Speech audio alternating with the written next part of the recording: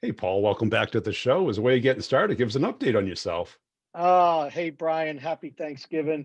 Update's pretty good. I've spent the past year and change, not in an operational role for the first time in almost 35 years, doing some private equity work, and it gave me a little time to become an author. And so I've published my first book here called Selling the Cloud, and it's definitely made my mom very proud. Yeah. What was the motivation behind writing the book? If you do this operational activity for as long as I did, and I just felt this was a way of giving back to the whole ecosystem. So, I put together something that really is a playbook specifically for enterprise sales and cloud-based selling. But I think it's applicable across all types of selling.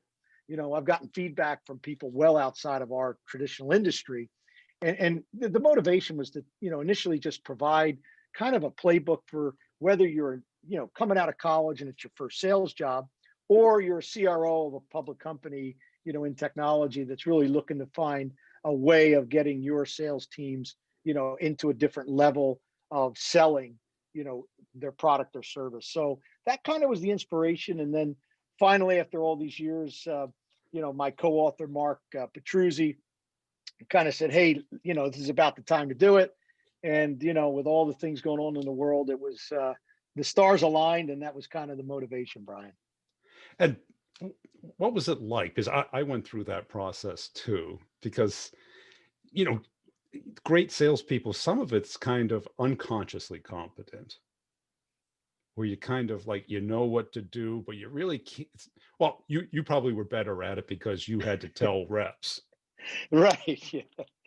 But you're absolutely right. It's that I just never put it into the documentation. So over the Yeah. years, I had this notebook that I kept, and I just would always write certain things in. And the first time around, I thought I had all these experiences that probably are better for a Netflix miniseries. Yeah. The early Ariba days, the early SAP days. And I said, oh, they're probably not going to go over well in book fashion. So I'll save that for the mini series. And I said, but all these things that I've learned over the years in an unconsciously competent way, kind of tips and tricks from a perspective of what are the things that, the basic things you really need to know to be successful, in this profession. And it is a profession that needs to be worked at. And I tried to boil it down to 12 chapters, which was really the hard part because there was, probably enough notes for 3 or 4 of these books. But knowing that our audience is sales folks, the attention span is definitely no more than 12 chapters. And you kind of took a different approach. There was a little bit of crowdsourcing to it as well, wasn't there? Yeah, I know so many folks, as you probably do, Brian, that are so successful in our business. And that was actually the hardest part of the book is that I had all this notes and things from my 35 plus years. And I said, wouldn't it be cool if I went to, a dozen other people like myself and got that feedback and input that their experiences. So now you have, 12 times the experiences that I have with people like Jim Steele and Joe Fuca and Maria Martinez and Eileen and Klaus and all these people who are, we call them titans of the industry. But it was a crowdsource event. And I could tell you, administratively, getting them, coordinated to get their input and feedback, it was a lot harder than, getting me to do it. So just imagine that times 12. So it was a really challenging experience. But I think if you look at the views of these titans and the experiences that they brought to the book, it really was, in my opinion, an invaluable crowdsourced experience, as you say. That was the hardest part, wasn't it? Because It really anytime you get was. reps together, no, no, this is Oh more man. important. No, this is more Yeah, important. It's yeah, like, just oh, they're all it, important. And it's like, oh. everything's important. Yeah, prioritization has never been one of our skills. But I like the approach that you took because it wasn't so much tips and tricks, but more of a framework. Yeah, and I think what we wanted to do is I always thought when I do a lot of work with colleges and universities and I'm on a couple of the boards of my alma maters and I just look at the curriculum, and I think you see this too. There's a few colleges that have a curriculum around selling, but very, very few. I mean, there's all marketing and business administration and all these other things. So when you get done college, the biggest opportunities are to go get sales jobs. And there's no real training, right? I mean, there is, but there isn't. And I wanted to be able to provide a framework and a kind of guideline as to how to really be a strong sales rep, how to hire, strong salespeople. What are the kind of soft skills that are required that we have found over the 30 plus years that we've all agreed on that really truly make, say, trust-based selling advisors as opposed to commodity salespeople. It's a big difference. And so I think we tried to take that approach and in exposing it to some of the, kind of curriculum directors or provosts at some of these universities. They're like, wow, this is a class. Like you could come in and teach a whole semester on each one of these chapters. And we didn't realize that going in, but I think that's what we're seeing now, and so it wasn't a tips and tricks book. There's a lot of those out there, I can assure you. And 375 closes. yeah. And I laugh at a lot of the stuff that you do is so entertaining, and it's so relevant. And I just scratch my head and say, oh my gosh, and I know I've learned that or talked about that and said that so many times over the past number of years. And I think you're right. There are a lot of those kinds of tips and tricks. And our profession isn't about accumulating a bunch of tips and tricks. It's about building a framework of how to be a professional sales executive and understanding those things and working on those. And if you look at each one of these chapters, I kind of feel that if I had to boil it down to, a couple 100-page book with larger font for sales reps, I wanted to make it as broad as possible, but as complete in that thinking. And I think that's what we really were able to accomplish with this. And so, like I said, there's a lot of tips and trick books out there. I'm not going to recommend any, but there's a lot of those out there. This is not one of them, but I really think this could be one of these Bibles, if you will, that 10 years from now, someone could pick up and it could still be relevant. And that's what I liked about it, because most sales books, they kind of diminish the previous generation of doing things. And, oh, no, the best do it this way. And then they outline one unique little skill that might get interest or someone's attention, but it doesn't close a deal. The deals that you've worked on, that I've worked on, it's a long process. Yeah, it's a journey, right? I mean, and the selling is a journey. And I've always, for the most part, my entire career sold larger transactions, which, nothing against, kind of a transactional based selling or smaller, ACV deals or, smaller type, less complex selling is still hard work. But I think when you get into the enterprise, you get into large companies, you get into complexities of what you're selling, the abstract of technology or software, it's just different. And I think, a lot of people try to take shortcuts. They try to get the tips and tricks. And, fundamentally it comes down to a certain number of activities that you need to perform, and you need to perform them very consistently well over that cycle, because you make one mistake. It's not like baseball where you get 3 strikes, right? You make one mistake in an enterprise deal, you're out, right? I mean, it's over, Right. because there are alternatives. And I think I always said to my sales teams, and when I would do my kickoffs, especially with global organizations, I used to equate everything to, hey, we're in the Champions League, right? So in football, or soccer as they call it over the pond, the Champions League is where Ronaldo and all these great players play. And if you're now in that league where you're selling multi-million-dollar deals that take 6, 9, 12 months to sell, the margin for error is very, very slim. The competition is incredibly strong.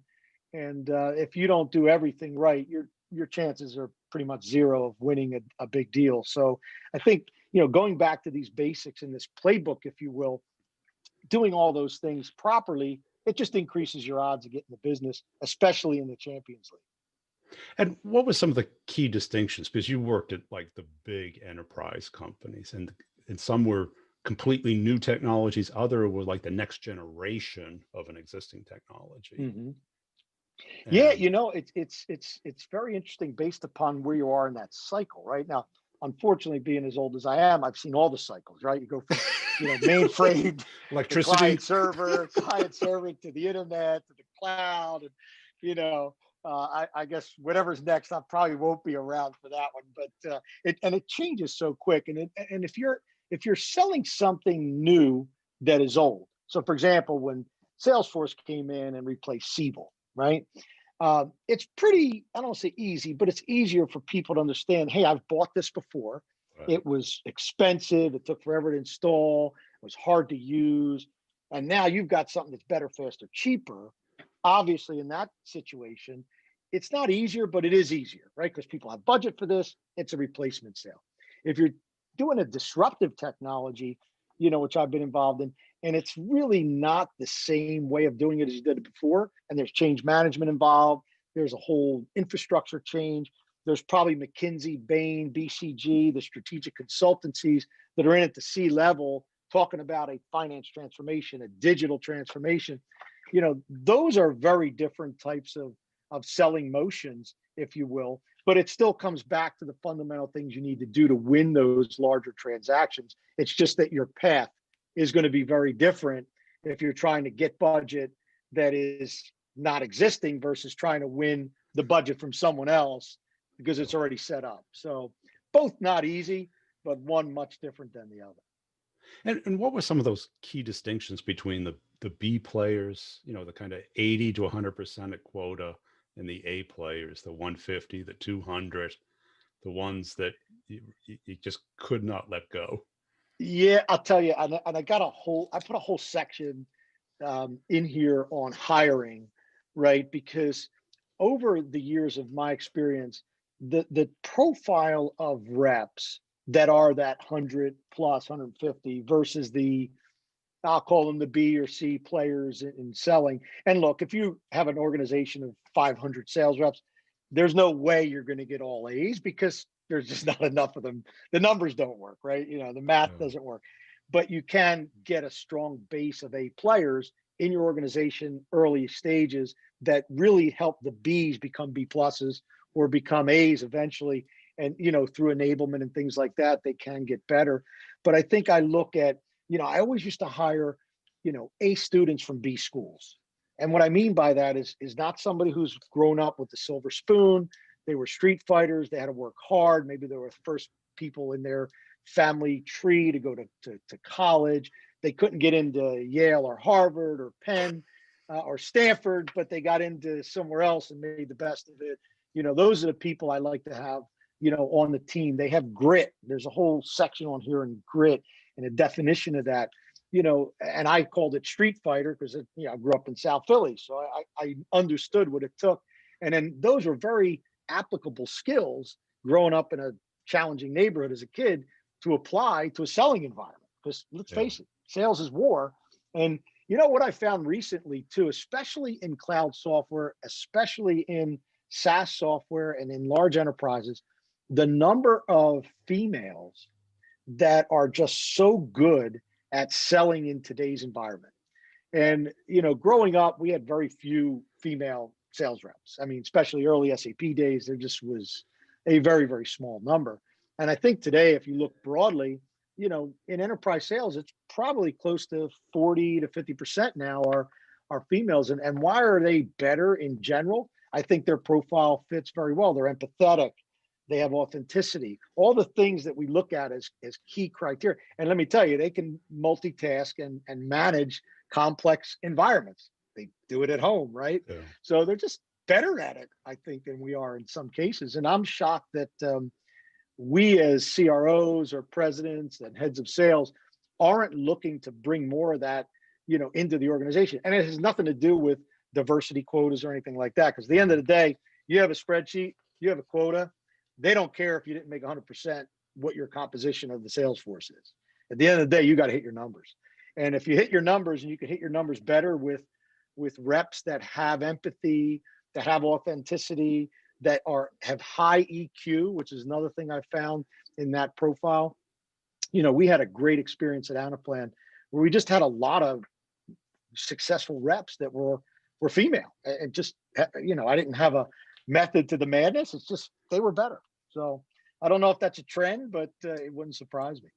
Well, I mean, if you look at teenage and college years, who are more social, men or women? Well, I got two young daughters. I got three altogether, but and one boy, and it's just the poor boy is just not even in the same ballpark as the He's as playing his three video sisters. games, Yeah. or he's throwing the ball and wrestling with guys and uh, getting in fights. I always thought, and this is probably unrelated to anything we're going to talk about, but when I grew up, the boys and girls were pretty similar, maybe in Right. maturity. They were much more mature, but not that much.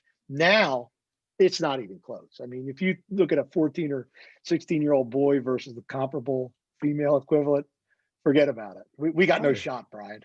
Yeah. I mean, who's active on social media? Do you I know a teenage girl who isn't? Well, I think they're all active now, and it's a big change now. And I always try to say in selling, social media is such an important part of the selling process in a lot of ways. One, it's a way for you to identify the people in that target organization you're trying to sell. You can learn so much about people on social.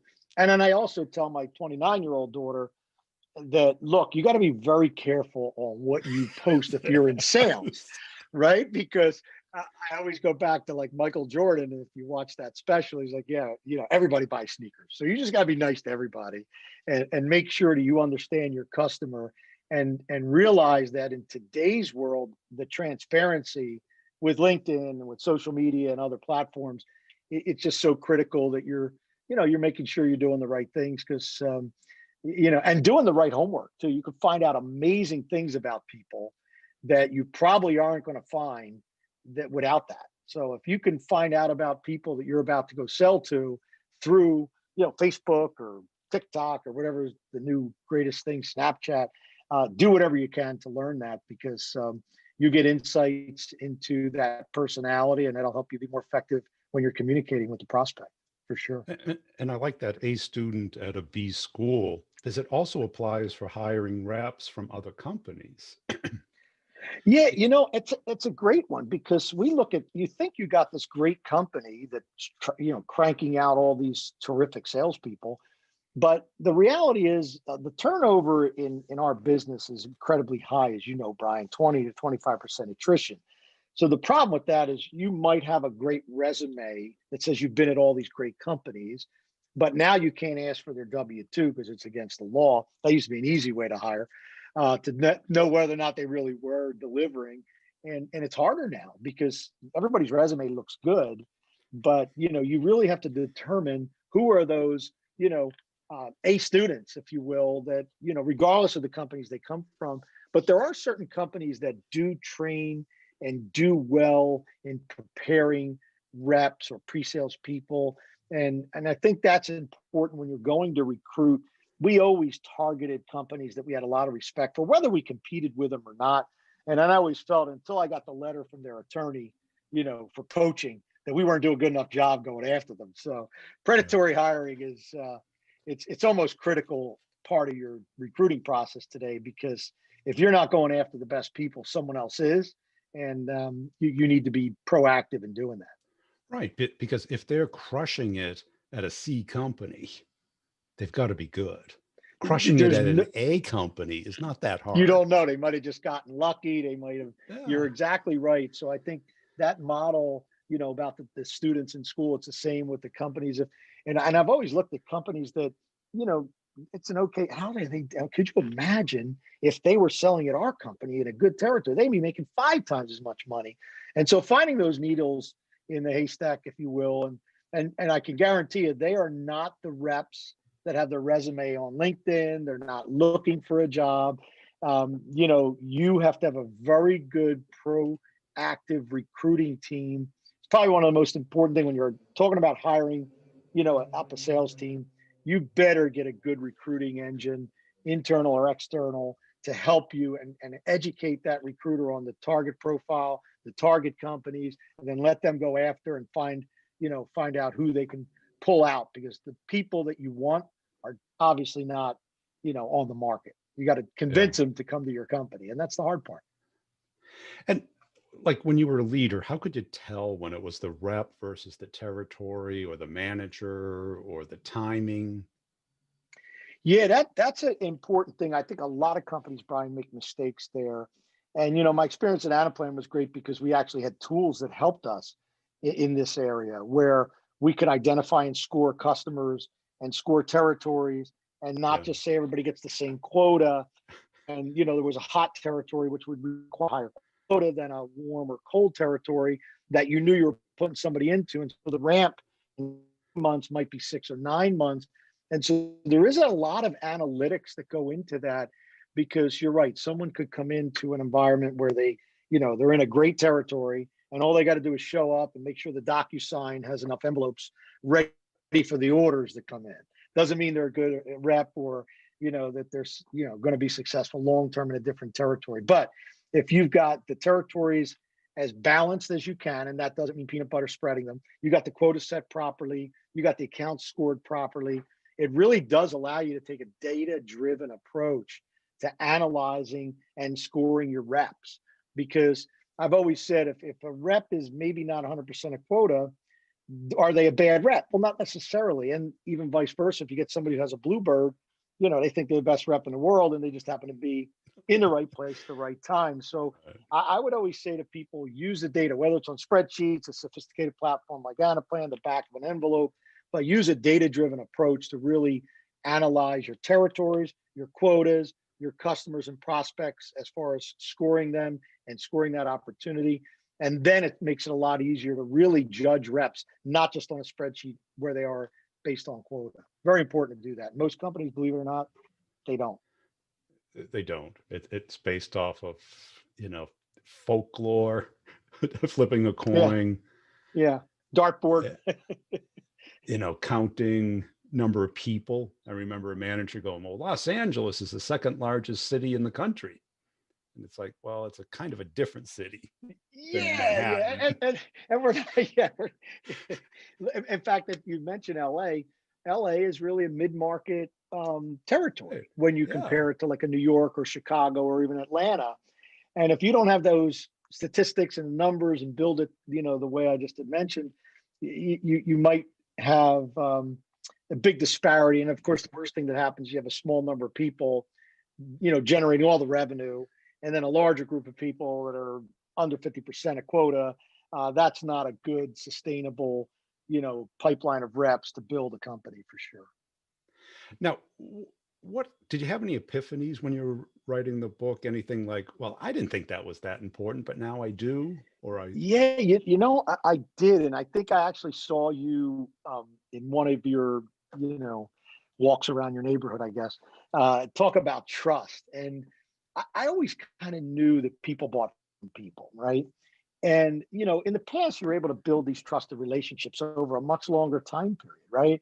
I mean, I wrote in the book that I would sell to the same person 4 or 5 times through either 3 or 4 companies that I worked for and Mhm. or 3 or 4 companies that they work for, right? And the way you were able to do that obviously is you built a trusted relationship over a long time period, and then you come back to them and say, hey, I'm working now at this new company and it's a great product, I want to show it to you, and they're going to be receptive because you've built that trusted relationship. And now if you think about the world we live in, especially this crazy world that we're living in now, and I don't think it's going to change that dramatically going forward, because the world is now accustomed to a much different level of interaction, right? I see it with the kids. They're on social media. They don't ever use the actual components of a cell phone to call anybody, right? God forbid, Why you would you know. do that? But there's all these other ways, and so I think you have to figure out, how do you build a trusted relationship, and how do you do it where you might not ever meet somebody face to face?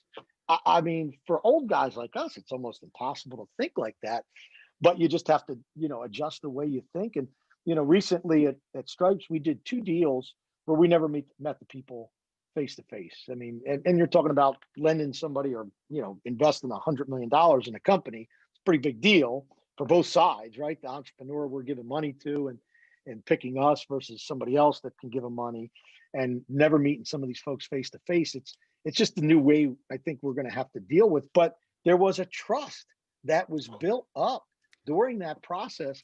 And I still firmly believe with all the tips and tricks that are out there and all the books that have been sold, people still buy from people, especially in a complex environment. And they have to feel some level of trust to buy from you. It's because your products may be better, but probably not much better than the other product. So it really is the people and the trust that's built through that sales process, which has dramatically changed. Right. Because when you were looking at their financials, you had to believe them.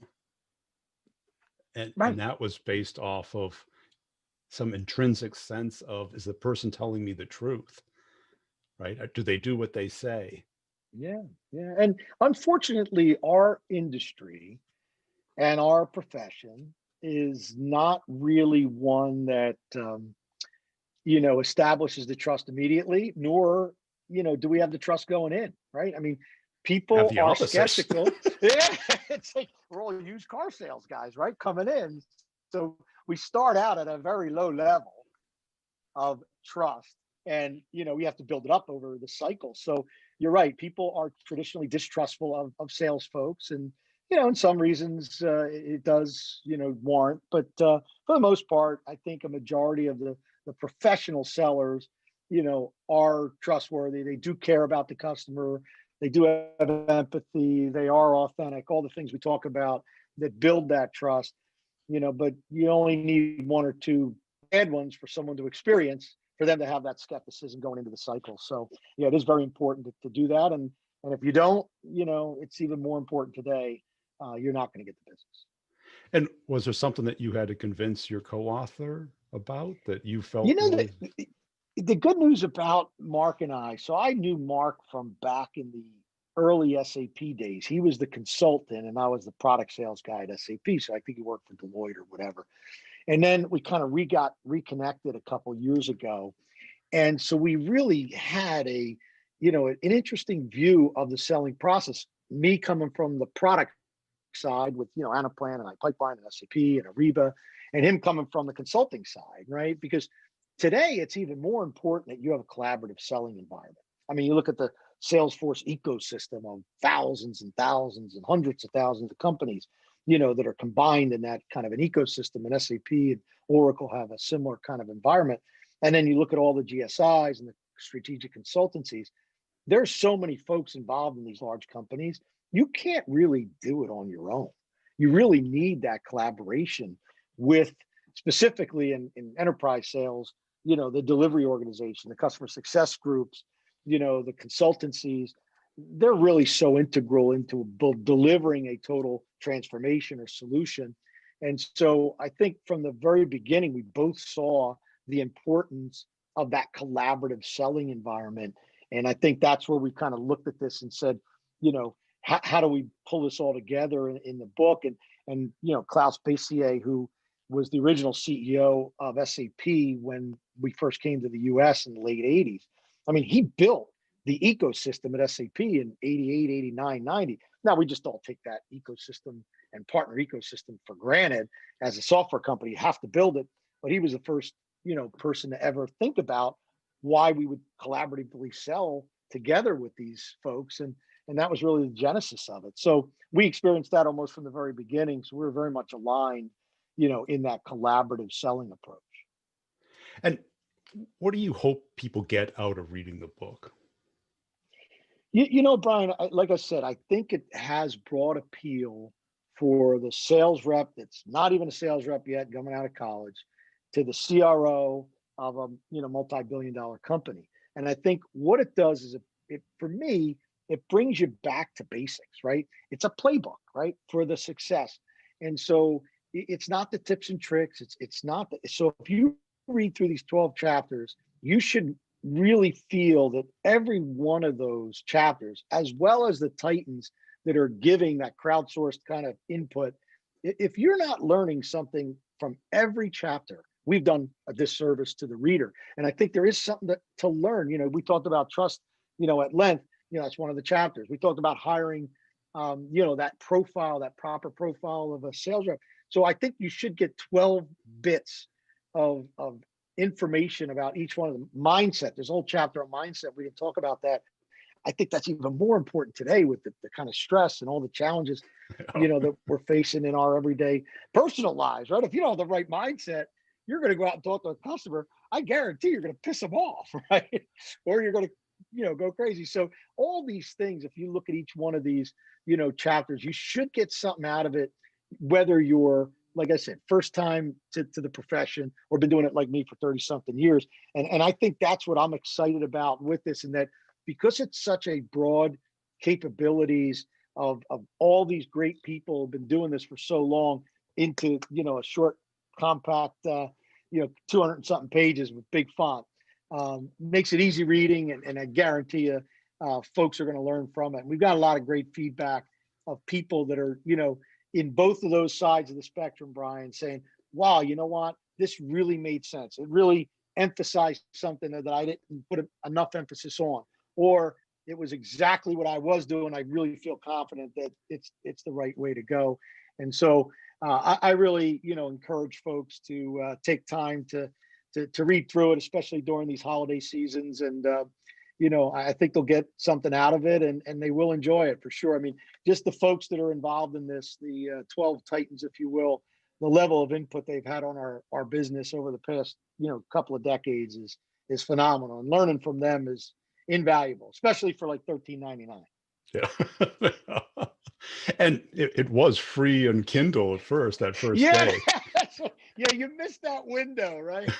I think you had to sign up for the unlimited Kindle and you got it free. And we will have the Audible book out in a few weeks, apparently, for us sales folks that are averse to the old school, paper. You can, put it onto your iPhone, or when you're driving around in the car, you listen to it. Cool. And where can people go to connect with you? Yeah, I'm at paul@stripes.co. So if any one of your listeners ever want to have a chat or connect up, paul@stripes.co, not com, co. That's my email directly. And, please feel free to go on Amazon and buy the book.